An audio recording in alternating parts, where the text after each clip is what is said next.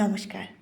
আজ পাঠ করছি অনুপম শৌরী সরকারের লেখা কবিতা এবারের পুজো।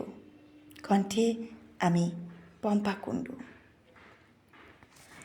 এবারের পুজোটা মিতার জন্যই। 13টি শরতে সে যা পায়নি, এবার তাই পেয়েছে। তাই খুব আনন্দ, মিষ্টি আনন্দ, বৃষ্টি আনন্দ। মা যে বাড়িতে কাজ করে সেই সেন বাড়ি মিতার জন্য পাঠিয়েছে এই আনন্দের বার্তা, এই অগাধ সুখের সহস্র কোটি ফুল। জীবনে এই প্রথম নতুন পোশাকের স্পর্শ নিজের করে পাওয়া, তাও আবার আস্ত একটা শাড়ি। মা বলল, তোর তো কত শখ অষ্টমীর দিন শাড়ি পরে পুষ্পাঞ্জলি দিবি। কোনো দিন তো তোর সাধ পূরণ করতে পারিনি মা।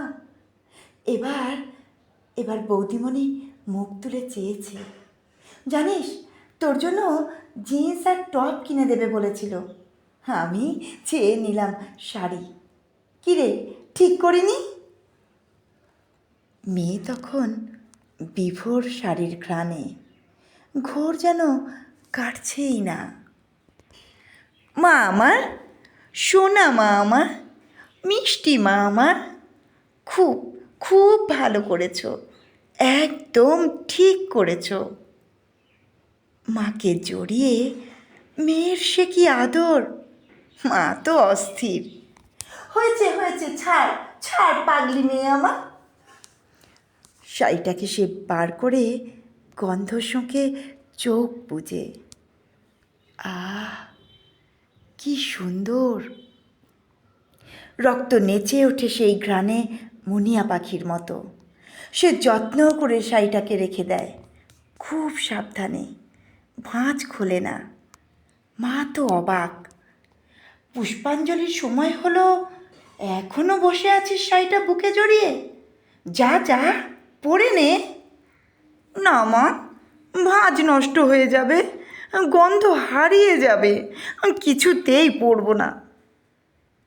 মায়ের চাপে, নিতান্ত অনিচ্ছাতে শেষমেশ অষ্টমীর সন্ধ্যেতে সে শাড়িটা পরল, সাবধানে, ভাঁজ যেন না ভাঙে।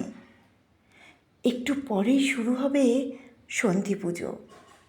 প্রতিমার দিকে তার মন নেই, থেকে থেকেই দেখে নতুন শাড়িটাকে, ধূপের গন্ধের থেকেও সুগন্ধি শাড়িটা। সে ভাবে সে নিজেই যেন এক প্রতিমা। প্রিয় বন্ধু অরুণা মুগ্ধ চোখে অনেকক্ষণ তাকিয়ে থেকে হুবহু মায়ের ভাষাতেই বলল, তোকে না ঠিক দুর্গা মায়ের মতো লাগছে। স্বপ্নপরীর মতো সারা মণ্ডপে যখন সে ঘুরে ঘুরে ভাসছে হঠাৎ পাওয়া সুখে, ঠিক তখনই একটা আওয়াজ হলো বিকট, প্রবল কম্পন, ফুঁসে উঠল ধোঁয়া, অন্ধকার বর্বর উল্লাসে চেপে বসল আলোর বুকের ওপর। চারপাশে আর্ত চিৎকার, পালাবার প্রাণপণ চেষ্টা, বাঁচার লড়াই। সে পড়ে গেল মুখ থুবড়ে, প্রচণ্ড এক ধাক্কায় দুমড়ে গেল শরীরটা। তীব্র যন্ত্রণায় চিৎকার করে উঠল, বাঁচাও বাঁচাও বাঁচাও। যখন সব শান্ত হলো, যখন জ্ঞান ফেল, মা দেখল এবারের যুদ্ধে জিতে গেছে অসুরেরা। দূরের খালে রক্ত মেখে পড়ে আছে মা দুর্গা, ক্ষত বিক্ষত শরীর নিয়ে। ঘোর কাটতেই ছেঁড়া শাড়িটা জড়িয়ে সেই বিপর্যস্ত মেয়েটি মায়ের মুখের দিকে তাকিয়ে ডুকরে ডুকরে কেঁদে উঠল, মা, মা গো, মা দেখো,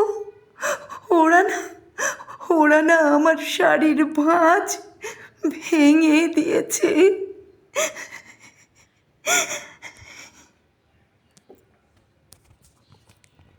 নমস্কার।